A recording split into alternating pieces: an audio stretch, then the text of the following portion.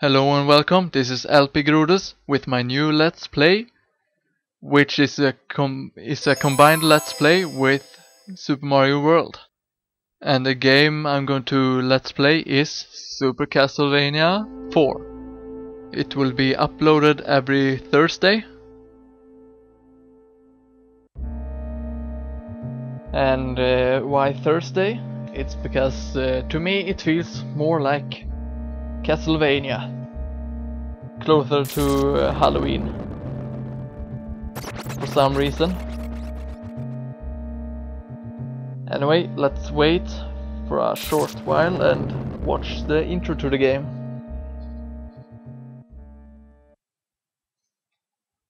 And we can see a grave there.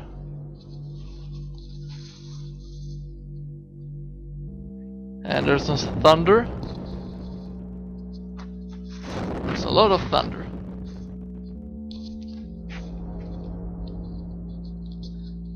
Oh no, the grave broke. And could that be Dracula escaping, perhaps?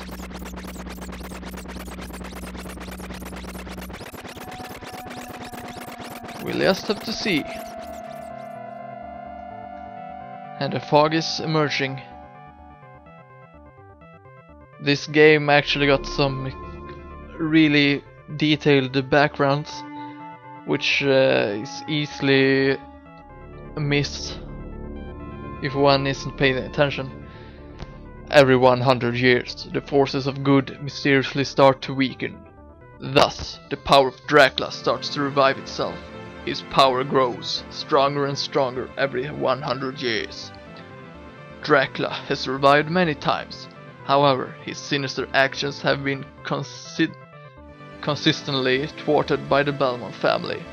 It has been 100 years since the last confrontation between Dracula and the Belmont family. But now, the serenity of Transylvania is being threatened by destructive forces. On a dark and eerie night, Dracula rose from his grave to unleash his destructive power over the countryside. Once again, Simon Belmont is called upon to destroy Dracula with only his whip and courage. He sets out to restore peace to Transylvania. So that's pretty much the base story to the game. Go throughout Transylvania after Dracula and kill him.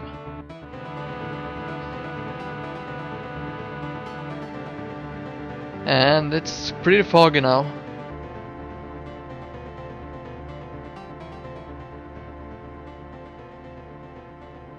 And let's see if something else appears.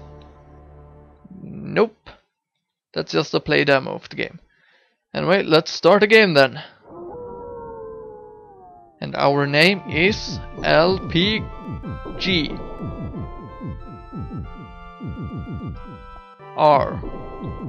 RODUS. And if it would happen that I screw up and I do not have the password, I will simply change my name to LPG. Anyway, let's start the game. And there we have Simon Belmont using his whip. And the fog disappears. And we already start out with a skull rock and some bats escaping it. Well, not escaping, but flying out. Anyway, you start out with the leather whip. And there's also some sub-weapons, which you use by pressing R. Throw them like that. And now I have the dagger. Hearts is not a health in the game. It's actually ammunition for the sub-weapons.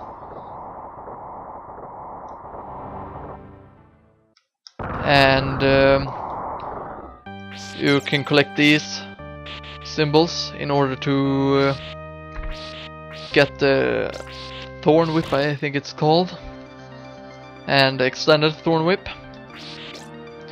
And which is different from this game to any of the other 2D Castlevania games that came before this, is that you can move while jumping. You can attack in 8 different locations, directions I meant, and that's pretty awesome. And as you can hear, we have some pretty awesome music, which is, in my opinion, known to Castlevania. And I don't know what's happened there, but I think I took the rosemary, which will kill all the enemies on the screen. Let's see, there we go, the cross, which is my favorite sub-weapon. I prefer having it. There is an axe over there. I do not want it. It's not that bad, but I prefer not having it. And you can find pork chops in the walls. And it's usually, as I've noticed, this is the easiest 2D Castlevania game, because you can find pork chops really easy, and you find it located in pretty much the most known. I almost grabbed it by mistake. You get it quite often, so you will never really run out of it. Also, if you use your sub-weapons, you will get a Roman Mark for 2 and a Roman Mark for 3. See, already a pork chop. And they will allow you to use a few more of your sub-weapon out on the level at the same time. Screen is a better word actually. And we get more jar of invulnerability. I can't pronounce the word. And as you can see, I can now use 2 crosses outside of battle. And 3. And 3 is the maximum number. And as you all know, 3 is a magic number. Yes, it is. It's a magic number.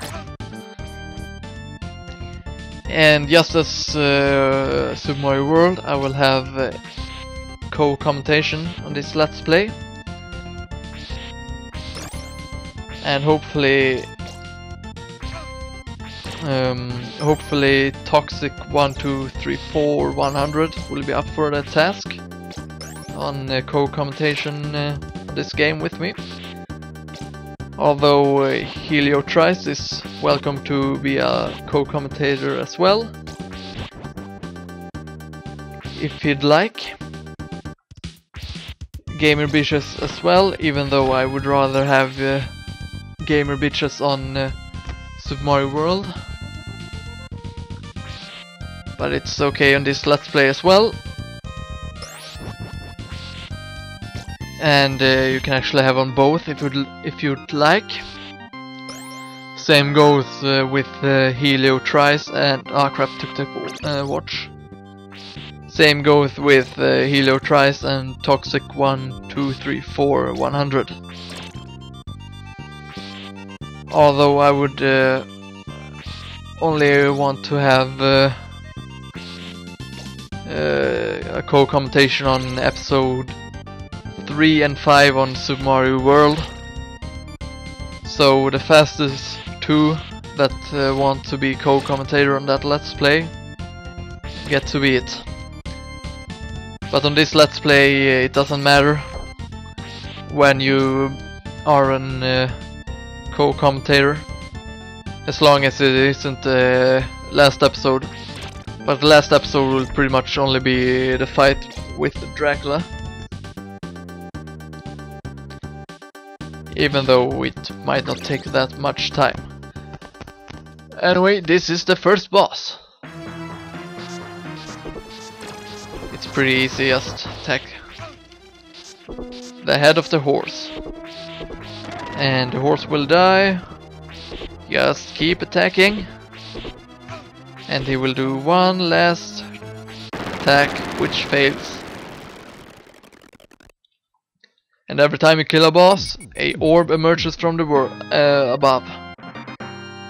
And when you collect it, you will hear that small tune that goes dee dee dee dee dee dee dee dee, which is a prelude to Simon themes. Also, between every map, we will get to see a map that will explain the how the level we will be playing. It will preview how it looks, sort of. Also, there is at least 3 hidden secrets in this game, and I will actually show you guys where they are, because I actually know where they are. And if I would miss out one by mistake, I will simply return to that level after beating the game, showing where the secret is.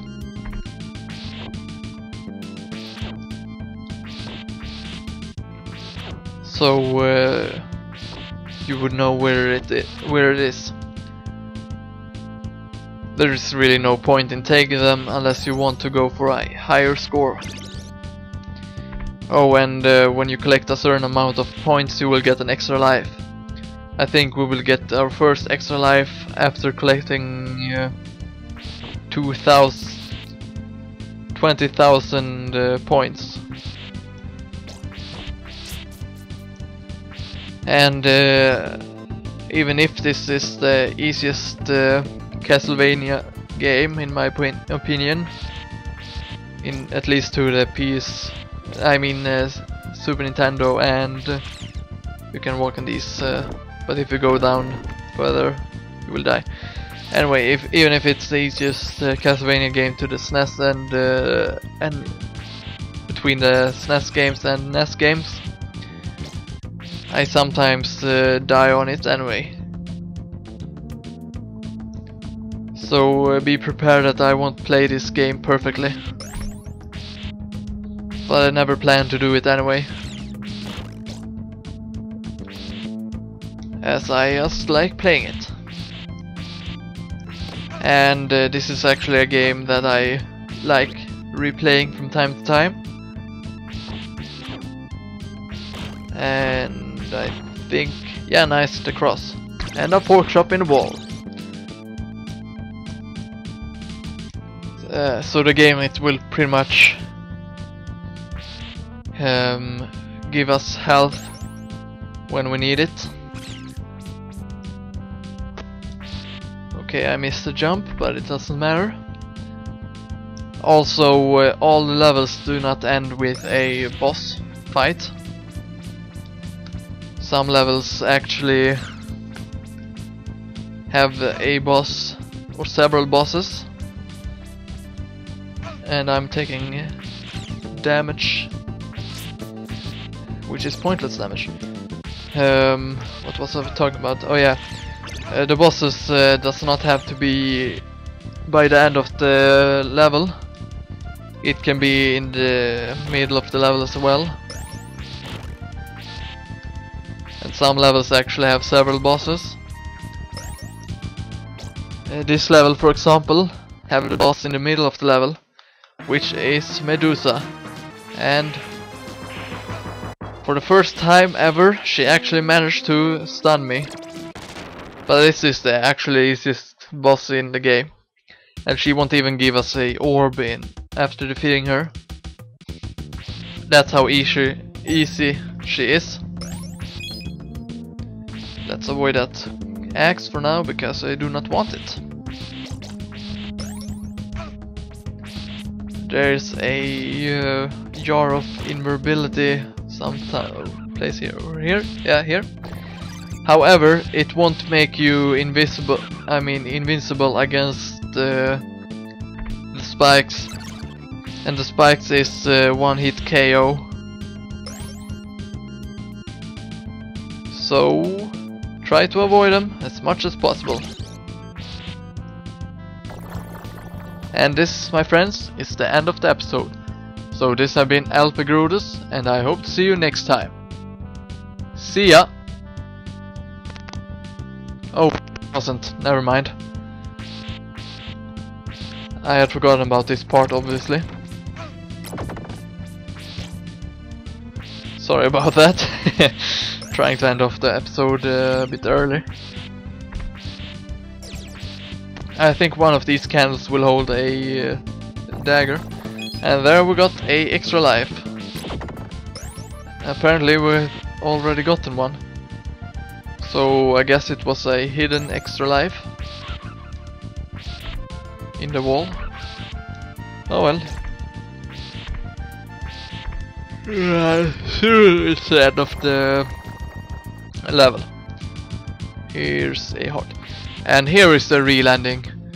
Anyway, this has been LPGrodus, and I hope to see you next time. See ya!